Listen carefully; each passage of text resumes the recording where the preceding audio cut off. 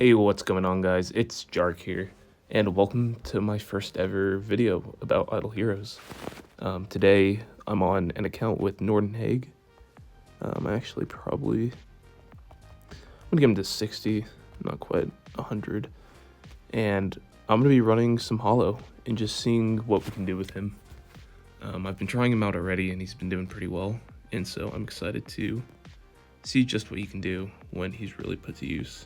So let's jump right into this.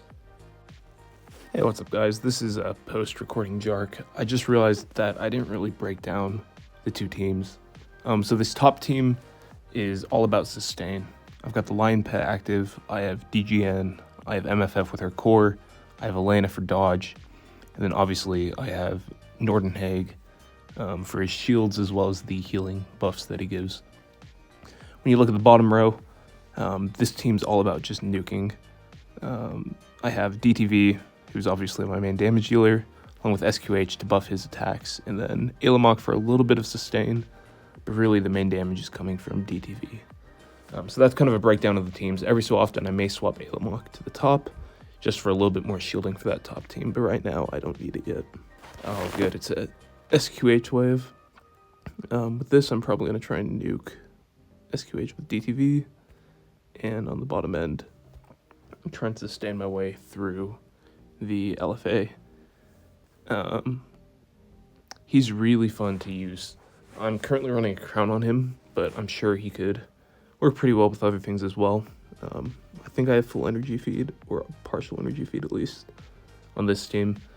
The problem with Hollow is obviously you need 9 to 10 demon bells to actually get full energy feed, or at least 8 plus mirrors, and I don't have that, but it looks like this round's going pretty well, and I'm pretty sure that we're gonna push right through it without even no problem. And look at that, Norton Haig putting out some work. His shields are really cool. I'm not 100% sure how he works, but he gets the job done, which is what matters. So right here, I'm a little bit worried about how this will go. But look at that, DTV nukes SQH first hit, and it shouldn't be a problem. Should be quite easy from here on out. I do think I have not CC dot purify right now on Vulcan, so we might not get un-CC'd, but I can change that after this round. Wow, that Aspen active hurt. Hopefully, yeah, it's over. Look at that, Vulcan putting in the work. All right, this next round, another Vulcan round. He's just gonna have to take a SQH, and on the bottom, I'm gonna move Elena, so that she's the one that's taking the Aspen hits. All right, jumping right into this. Right away, Norton Haig putting out some damage. He did so much damage, or so much to that Natasha right there. Honestly, he's really fun to play with. I love the little shields he gives them, like the blue dragon water serpent thing. I don't know what it is, but just like, I mean, even freaking Eos is putting in some work, because that's what happens when you're in chapter 1 of Hollow. Although to not actually have a real damage dealer on that team, I feel pretty good about it. All right, this will be interesting how this goes. It should be pretty all right, but you never know when. I think this account only has about 1 million train, maybe. I'll have to go check after this. So sometimes when you have lower train like that, it can be pretty hard to be consistent. All right, this should be a nuke, and should be the end of the round. Yep. Look at that. All right, let's go check out the train. So this account has 759k train. Apparently I can build the New Year's things. Let's see if this raises it a bit. 759 to 790. That's 31k. Not bad. Not bad. All right, we have Garuda and we have Russell. I think I would rather fight Russell with my sustain team than Garuda with the nuke team. So let's see how this goes. Honestly, the sustain is so crazy from Norton Haig. Obviously, he's not necessarily designed for this meta, but his sustain is great. He provides some really good shields. I don't know if he actually heals himself, but he does a lot against people who try and heal, and he also boosts your troops, your heroes, when they try and heal. Which is always great. Like, look at that. Just tanking his way through Russell active, obviously. A couple of the other heroes are dying, but there we go. With Eos doing just as much damage, that's crazy. Alright, jumping into this one. Hopefully we can take out the Garudas. Okay, we got one already. That should be alright. I think one Garuda active won't kill us. And if it does, that would be a bummer. That'd be a shame. But I think it'll be alright here. Hey, sorry about that, guys. The game actually crashed in the middle of that battle, but it looks like we actually did manage to beat it. For this, we want to have the sustain team against Amun-Ra, and we will have the nuke team against the Morax. Again, this should be hopefully pretty easy. As long as the Moraxes don't get an active against us, it'll be alright. So jumping right into this. Looking good so far. Not a lot of CC from Jara, but that's okay. Hopefully, yep, we killed the Moraxes, and that means it's a good game.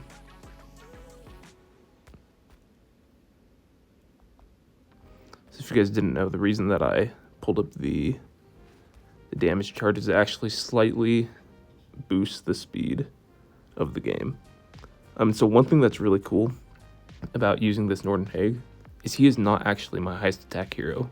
As you can see from where the Forcuses are attacking, it's my Elena, which in this lineup makes it so that he doesn't get targeted by some of those heroes, such as Elena, that target your highest HP, same with your highest attack hero, same as Forcus. Dang, that looks like it's a loss, and that's okay. Wow, Eos putting in the work.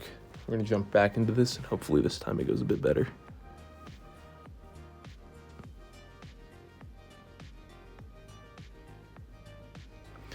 Excuse me, it's my Eos that has the highest attack, not my Elena, my bad. Dang, Amun-Ra is causing a problem.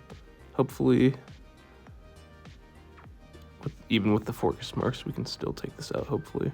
There we go, inactive. Oh, the healing is so bad. There we go. And that's a good game. Look at that. It's crazy that trying to show off Norton Haig, but Eos is actually doing a lot. Cthulhu, King Barden, and Penny. Oh gosh. Okay. I'm gonna try and nuke the King Barden and the Penny, or the King Barden and the Cthulhu, and then I'm gonna hope for the sustain to work against the Penny. King Bardens are always a pain to face, but I think we have enough train to take this out.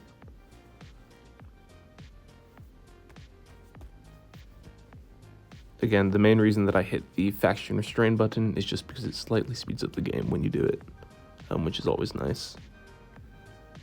Alright, DTV should hit right here, and that should be the end. Yep. Okay, I'm not sure how this will go. With pennies, you never know. Their counter ammo? Reflection ammo. Is always scary to face, but I think we should be okay. Norton Haig putting out a ton of stuns, the entire back row basically. That's another thing I've noticed he's pretty good at, is he does tend to stun the entire team. Look at that, 7.5 billion. I think that was billion, might have been million. I'm not 100% sure. I will check after this next round. Whenever it's a Halora, you want to have your DTV face them, just because Halora pings are so dangerous, especially later in the game, that you really want to have something to counteract it quick.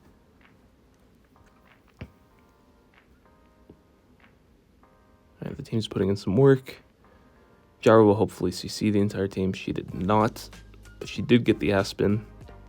And hopefully Vulcan gets, yep, there we go.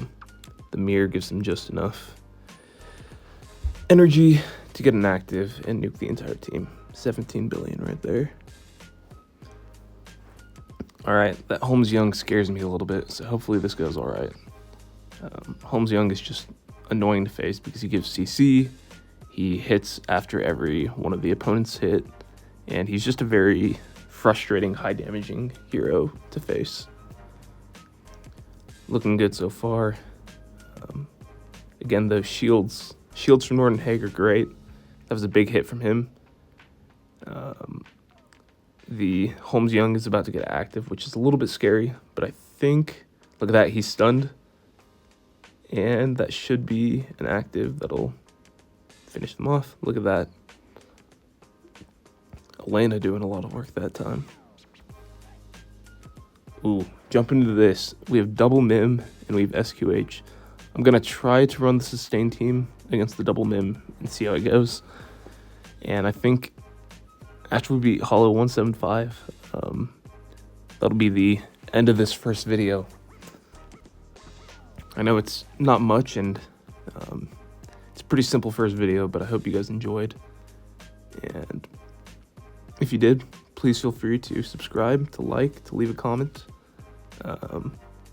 And if you want to see me test Norton Haig more, if you want to see me hop on my main account and do some gaming, some attempts at SE, or even at my campaign on my main, let me know, and I would love to do so. Again, this should be pretty easy. I'm assuming DTV will receive enough energy to nuke right here going into round 2. Yep. So DTV ends the game. And that's Hollow. That's testing out Norton Haig as well as DTV on this account.